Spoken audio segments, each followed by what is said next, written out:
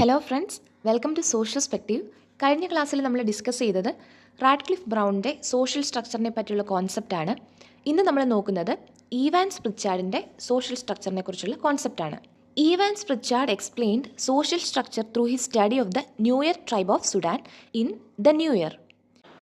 സുഡാനിലെ Nuer ട്രൈബിനെ കുറിച്ച് പഠിച്ചതിന് ശേഷമാണ് ഈവാൻസ് പ്രിച്ചാർഡ് സോഷ്യൽ സ്ട്രക്ചറിനെ കുറിച്ച് അദ്ദേഹത്തിൻ്റെ ദ ന്യൂയർ എന്ന ബുക്കിൽ എക്സ്പ്ലെയിൻ ചെയ്യുന്നത്. He viewed social structure as relations between groups, not between individuals. അദ്ദേഹം സോഷ്യൽ സ്ട്രക്ചറിനെ കണ്ടത് ഗ്രൂപ്പുകൾ തമ്മിലുള്ള റിലേഷനായിട്ടാണ്, അല്ലാണ്ട് റാഡ്ക്ലിഫ് ബ്രൗൺ പറഞ്ഞതുപോലെ ഇൻഡിവിജ്വൽസ് തമ്മിലുള്ള റിലേഷനല്ല. നെക്സ്റ്റ് നമ്മൾ ഡിസ്കസ് ചെയ്യുന്നത് ന്യൂയർ ട്രൈബിൻ്റെ ഇടയിൽ ഇവാൻസ് പ്രിച്ചാർഡ് നടത്തിയ ആ സ്റ്റഡിയുടെ ഡീറ്റെയിൽസും അതുപോലെ അദ്ദേഹം വന്നെത്തിയ കൺക്ലൂഷനുമാണ്. Evans Pritchard conducted intensive field work among the Nuer. The society was based on cattle economy and territorial organization. There was no central government. It was an SFLS society. Nuer ട്രൈബിൻ്റെ society ഒരു cattle economy ആയിരുന്നു. അവർ കാറ്റിലിനെ rear ചെയ്തായിരുന്നു income generate ചെയ്തുകൊണ്ടിരുന്നത്. അതുപോലെ തന്നെ അവരുടെ സൊസൈറ്റി പല ടെറിറ്ററീസായിട്ട് ഡിവൈഡ് ചെയ്തിട്ടുണ്ടായിരുന്നു. അതുപോലെ ന്യൂയറിന് സെൻട്രൽ ഗവൺമെൻറ് ഇല്ലായിരുന്നു.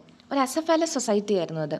അസഫാലസ് സൊസൈറ്റി എന്ന് പറയുമ്പോൾ ഹെഡില്ലാത്ത, കിങ്ങോ റൂളറോ പ്രസിഡൻറ്റോ അങ്ങനെ ആരും ഹെഡായിട്ടില്ലാത്തൊരു സൊസൈറ്റിയാണ് നമ്മൾ അസഫാലസ് സൊസൈറ്റി എന്ന് പറയുന്നത്. Society was divided into tribes, lineages and local groups. Groups united or opposed each other according to the situation. Structural groups include territorial groups, lineages, age sets, etc. that are continuous. Family is not a structural group as it lacks same degree of continuity and constancy as structural groups. New Year society ഓരോ ഗോത്രങ്ങളും വംശങ്ങളും ഗ്രൂപ്പ്സും ഒക്കെ ആയിട്ട് divide ചെയ്തിട്ടുണ്ടായിരുന്നു.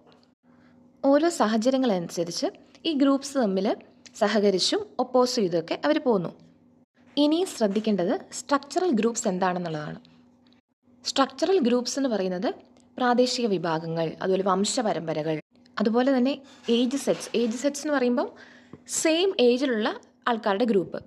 ഇങ്ങനത്തെ ഗ്രൂപ്പ്സിൻ്റെ ഒക്കെ പ്രത്യേകത continuous ആയിരിക്കും, കുറേ നാളത്തേക്ക് അങ്ങനെ തന്നെ സ്റ്റേബിളായിട്ട് നിൽക്കുന്നതായിരിക്കും. അതുകൊണ്ടാണ് നമ്മളിതിനെ സ്ട്രക്ചറൽ ഗ്രൂപ്പ്സ് എന്ന് പറയുന്നത്.